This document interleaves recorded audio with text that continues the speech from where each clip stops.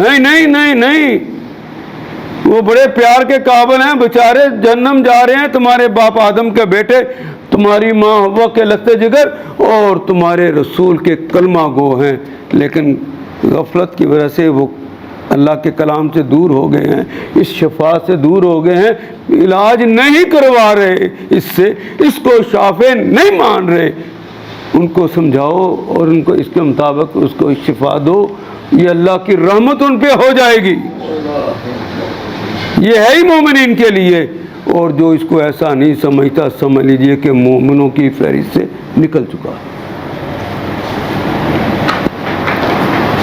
یہ آخری جملہ اپنے بارے میں سوچنا، کسی کو نہیں کہنا تو اللہ کی رحمت سے نکل چکا۔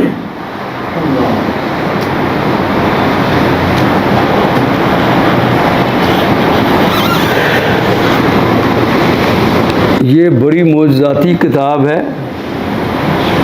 بڑی ہی معجزاتی کتاب ہے۔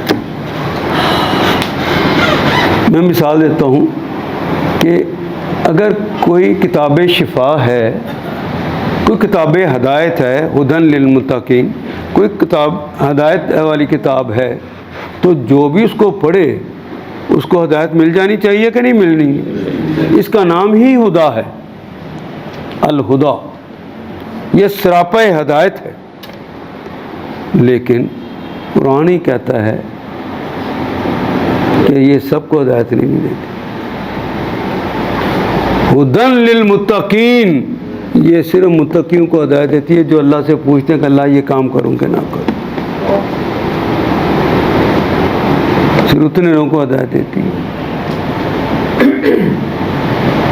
یضل بہ کثیرا ویہدی بہ کثیرا، اسی قرآن کے سبب اللہ بہت سارے لوگوں کو گمراہ کر دیتے ہیں، اور اسی قرآن کے ساتھ اللہ بہت سارے لوگوں کو ہدایت دے دیتے ہیں۔ وما یضل بہ، اس کے سبب نہیں کوئی گمراہ ہوتا الا الفاسقین، جو فاسق ہیں ان کے علاوہ کوئی گمراہ نہیں ہوتا، فاسق کے علاوہ دوسرے لوگ تو متقی ہوتے ہیں۔